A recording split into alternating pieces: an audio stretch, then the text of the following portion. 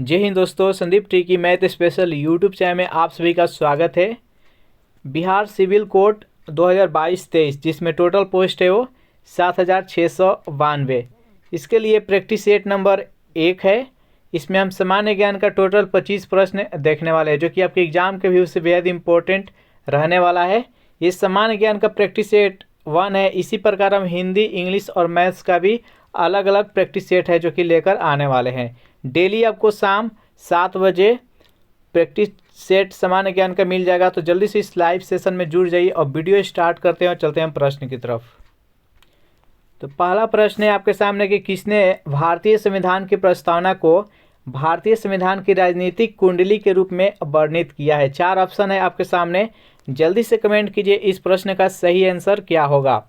आपका आंसर का इंतजार है। 5 सेकेंड का टाइम है आपके पास, जल्दी कमेंट कीजिए। देखिए, ये सिविल कोड का एग्ज़ाम है, तो आपके फाइनल एग्ज़ाम में भी पॉलिटिकल साइंस का ज़्यादा क्वेश्चन है जो कि रहने वाला है। इसलिए इस प्रैक्टिस सेट में हम ज़्यादा पॉलिटिकल साइंस का क्वेश्चन लिए, यानी 5 से 6 प्रश्न है जो कि पॉलिटिकल साइंस का है।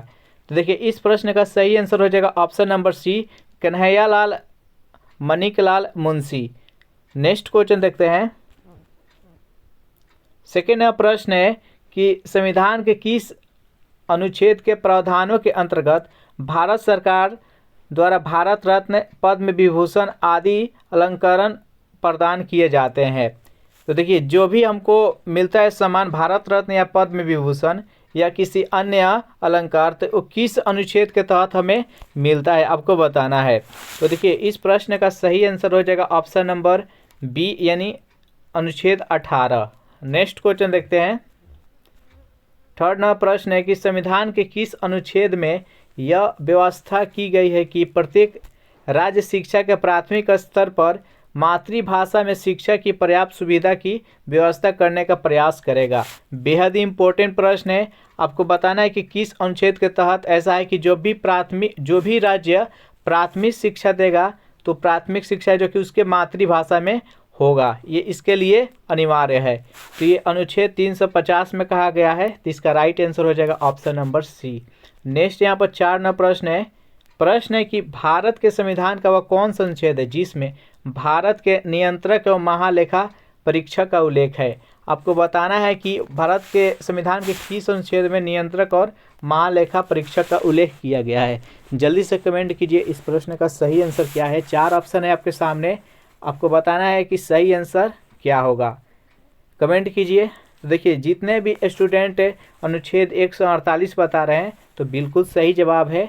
अनुच्छेद 148 में है जो कि नियंत्रक और महालेखा परीक्षक का उल्लेख किया गया है। नेक्स्ट 5वां प्रश्न देखते हैं। 5वां प्रश्न है कि भारत के संविधान का निम्नलिखित में से कौन सा अनुच्छेद समान नागरिक संहिता से संबंधित है। बताइए, बेहद इंपॉर्टेंट प्रश्न है कि भारत के संविधान के निम्न में कौन सा अनुच्छेद समान नागरिक संहिता से संबंधित है। 4 ऑप्शन है 44, 46, 45, 43। तो जितने भी स्टूडेंट अनुच्छेद 44 बता रहे हैं, तो बिल्कुल सही जवाब है। नेक्स्ट क्वेश्चन देखते हैं। 6 नंबर प्रश्न है आपके सामने कि भारत के संविधान सभा ने किस तिथि को राष्ट्रीय ध्वज को अपनाया। जैसे कमेंट कीजिए, भारत का राष्ट्रीय ध्वज क्या है, किस तिथि को अपनाया, आपको बताना है। तो देखिए, जितने भी स्टूडेंट यहाँ पर बता रहे हैं कि 22 जुलाई 1947, तो बिल्कुल सही है। 22 जुलाई 1947 को तिरंगा को राष्ट्रीय ध्वज के रूप में भारतीय संविधान में अपनाया गया। नेक्स्ट यहाँ पर क्वेश्चन है 7 नंबर, बेहद इंपॉर्टेंट प्रश्न। निम्नलिखित में से कौन सा कथन है जो कि सही नहीं है। 4 यहाँ पर कथन दिया है कि विकास का सिद्धांत चार्ल्स डार्विन द्वारा प्रतिपादित किया गया था। बिल्कुल सही है, विकास का सिद्धांत चार्ल्स डार्विन द्वारा प्रतिपादित किया गया था। ऑप्शन नंबर बी क्या कराएगा, किसी परमाणु के नाभिक का टूटना संलयन कहलाता है। नहीं, जब किसी परमाणु के नाभिक टूटता है उसे विखंडन कहते हैं, और जब जुड़ता है तो उसको संलयन बोलते हैं। तो ये बिल्कुल गलत है। 3rd नंबर देखते हैं कि ड्राई आइस, जिसे ठोस कार्बन डाइऑक्साइड के अतिरिक्त कुछ नहीं है, यानी ड्राई आइस को ठोस कार्बन डाइऑक्साइड बोलते हैं, ये भी सही है। टेलीफोन का खोज ग्राहम बेल ने किया था, ये भी सही है। तो इस प्रश्न का राइट आंसर हो जाएगा ऑप्शन नंबर बी। 8 नंबर प्रश्न देखते हैं। देखिए, प्रश्न है कि भारत के संविधान के निम्नलिखित में से कौन सा अनुच्छेद में उपबंध है कि 14 वर्ष से कम उम्र के किसी बालक को किसी कारखाने या खान में काम करने के लिए नियोजित नहीं किया जाएगा या किसी अन्य परिसंकटमय नियोजन में नहीं लगाया जाएगा। बेहद इंपॉर्टेंट प्रश्न है, आपको बताना है कि किस अनुच्छेद में। तो देखिए, हम लोग को मौलिक अधिकार प्राप्त है। मौलिक अधिकार का एक होता है शोषण का विरुद्ध अधिकार। शोषण का विरुद्ध अधिकार है जो कि 23 से लेकर 25 तक है। उसी में 24 में ये बताया गया है कि जो भी बच्चा है जो कि 14 वर्ष से कम आयु है तो उसको खतरनाक कामों में नहीं लगाया जाएगा या कल कारखाना में उसको नहीं लगाया जाएगा। तो इसका राइट आंसर हो जाएगा ऑप्शन नंबर ए। नेक्स्ट यहाँ पर 9 नंबर प्रश्न देखते हैं कि भारतीय संविधान में समानता का अधिकार 5 अनुच्छेद द्वारा प्रदान किया गया, यह क्या है? तो समानता का अधिकार, जिसको हम समता का अधिकार भी बोलते हैं, आपको बताना है कि किस अनुच्छेद से किस अनुच्छेद तक है वो। देखिए, मौलिक अधिकार में जो हमको समता का अधिकार है वो अनुच्छेद 14 से लेकर 18 तक वर्णित है। तो इस प्रश्न का राइट आंसर हो जाएगा option number C. Next question देखते हैं। 10 नंबर प्रश्न है जो कि ये देख चुके हैं, भारत के नियंत्रक और महालेखा। इस प्रश्न का राइट आंसर है ऑप्शन नंबर डी। नेक्स्ट यहाँ पर 11 नंबर प्रश्न है, बेहद इंपॉर्टेंट प्रश्न है। अकबर के दरबार में आने वाला पहला अंग्रेज व्यक्ति था। आपको बताना है कि अकबर के दरबार में पहला अंग्रेज कौन आया था। 4 ऑप्शन है आपके सामने, जल्दी से बताइए इस प्रश्न का सही आंसर क्या है। कुछ स्टूडेंट बिल्कुल सही जवाब दे रहे हैं। इसका राइट आंसर हो जाएगा option number D, Ralph Fitch. Next question देखते हैं। 12 नंबर प्रश्न है, बिहार की प्रथम सिंचाई परियोजना कौन सी है? देखिए, ये बिहार सिविल कोर्ट है, तो बिहार से रिलेटेड आपको 5 से 6 प्रश्न है जो कि आपके एग्जाम में देखने को मिलेगा। तो बिहार से रिलेटेड भी आपको तैयारी होनी चाहिए। तो बिहार की प्रथम सिंचाई परियोजना कौन सी है? यहाँ पर बेहद इंपॉर्टेंट प्रश्न है। तो सबसे पुरानी परियोजना क्या है? तो सोन परियोजना है। तो इस प्रश्न का राइट आंसर हो जाएगा ऑप्शन नंबर सी। नेक्स्ट यहाँ पर 13 नंबर प्रश्न देखते हैं कि मुगल सम्राट औरंगजेब को कौन सा वाद्य यंत्र बजाते थे? मुगल सम्राट औरंगजेब कौन सा वाद्य यंत्र सबसे ज़्यादा बजाते थे? आपको कमेंट करना है। 4 ऑप्शन है आपके सामने। तो जितने भी स्टूडेंट यहाँ पर option number C tick out कर रहे हैं, बीड़ा, वो बिल्कुल सही जवाब है। औरंगजेब द्वारा बीड़ा बजाया जाता था। आपको कमेंट करना औरंगजेब किसके पुत्र थे। नेक्स्ट क्वेश्चन देखते हैं। 14वां प्रश्न है कि आबू का जैन मंदिर किससे बना है? बेहद इंपॉर्टेंट प्रश्न है कि आबू का जो जैन मंदिर है वो किससे बना है? तो जितने भी स्टूडेंट यहाँ पर संगमरमर टिक आउट कर रहे हैं तो बिल्कुल सही आंसर हो जाएगा ऑप्शन नंबर डी। नेक्स्ट यहाँ पर 15वां प्रश्न देखते हैं। 15वां प्रश्न है कि 1927 के साइमन कमीशन का बहिष्कार किया गया था। जो साइमन कमीशन आया था 1927 में, तो क्यों उसका बहिष्कार किया गया था आपको बताना है। ऑप्शन नंबर ए कह रहा है इसमें कोई भारतीय सदस्य नहीं है। ऑप्शन नंबर ए ही बिल्कुल सही है। जो साइमन कमीशन आया था उसमें एक भी भारतीय नहीं था, इसलिए उसका बहिष्कार भारत में किया गया था। तो इसका राइट आंसर हो जाएगा ऑप्शन नंबर ए। नेक्स्ट क्वेश्चन देखते हैं। 16वां प्रश्न है कि चित्तौड़ का कीर्ति स्तंभ किसने बनवाया था? बेहद इंपॉर्टेंट प्रश्न है, ये बार बार एग्जाम में पूछा जाता है कि चित्तौड़ का कीर्ति स्तंभ किसने बनवाया था। बेहद इंपॉर्टेंट प्रश्न है, इसको नोट डाउन कर लीजिएगा। राणा कुंभा के द्वारा ये चित्तौड़ का कीर्ति स्तंभ है जो कि बनवाया गया था। नेक्स्ट यहाँ पर क्वेश्चन देखते हैं। 17वां प्रश्न है कि भारत के प्रत्येक नागरिक का कर्तव्य होगा प्राकृतिक पर्यावरण का संरक्षण एवं सुधार। यह कथन भारतीय संविधान के किस अनुच्छेद में है? तो बताइए, बेहद इंपॉर्टेंट प्रश्न है। जो भी मौलिक कर्तव्य है, मौलिक कर्तव्य में एक होता है कि पर्यावरण का संरक्षण करना है, प्राकृतिक वस्तुओं को संरक्षण करना है, उसको बचाना है। तो किस अनुच्छेद के तहत? तो अनुच्छेद 48 के ए के तहत ये हमको कर्तव्य दिया जाता है। ऑप्शन नंबर ए इसका राइट आंसर हो जाएगा।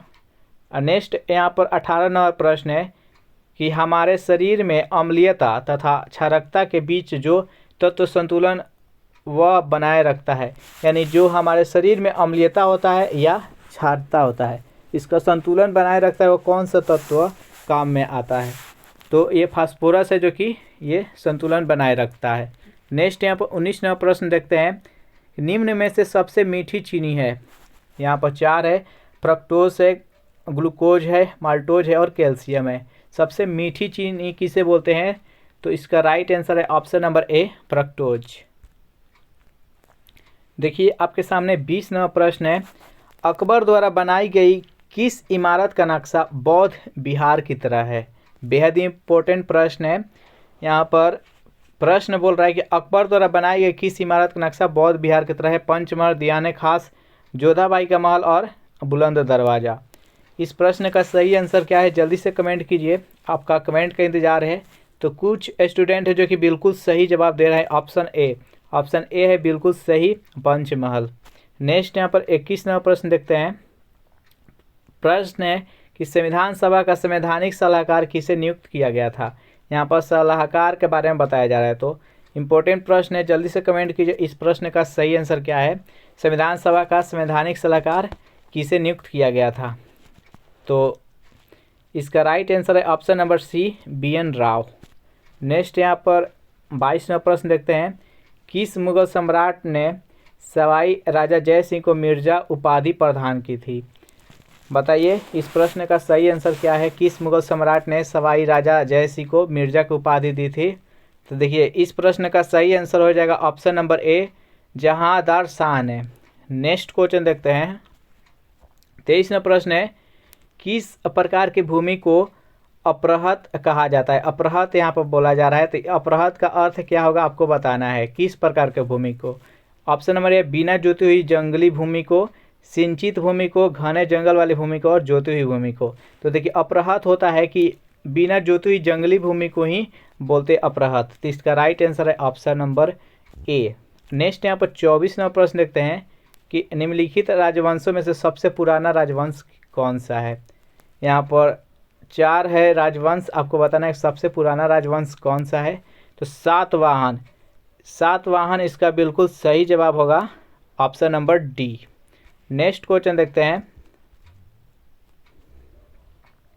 25 नंबर प्रश्न है कि निम्नलिखित में से कौन पुणे पैक्ट पर हस्ताक्षर किए थे? पहले आप कमेंट कीजिएगा कि पुणे पैक्ट कब आया था, कब लागू किया गया था पुणे पैक्ट। तो देखिए पुणे पैक्ट पर किसने हस्ताक्षर किए थे? तो ये महात्मा गांधी और डॉक्टर भीमराव अंबेडकर के द्वारा सिग्नेचर किया गया था। तो इसका राइट आंसर हो जाएगा ऑप्शन नंबर डी। इसमें टोटल हम 25 प्रश्न कराए हैं। वीडियो आपको अच्छे लगे तो इसको लाइक करें और 25 में आप कितने का सही जवाब दिए ये भी कमेंट कीजिएगा। और इस चैनल से अगर नए जुड़े होंगे तो चैनल को सब्सक्राइब कर लीजिएगा। Thanks for watching this video. मिलते हैं नेक्स्ट वीडियो में।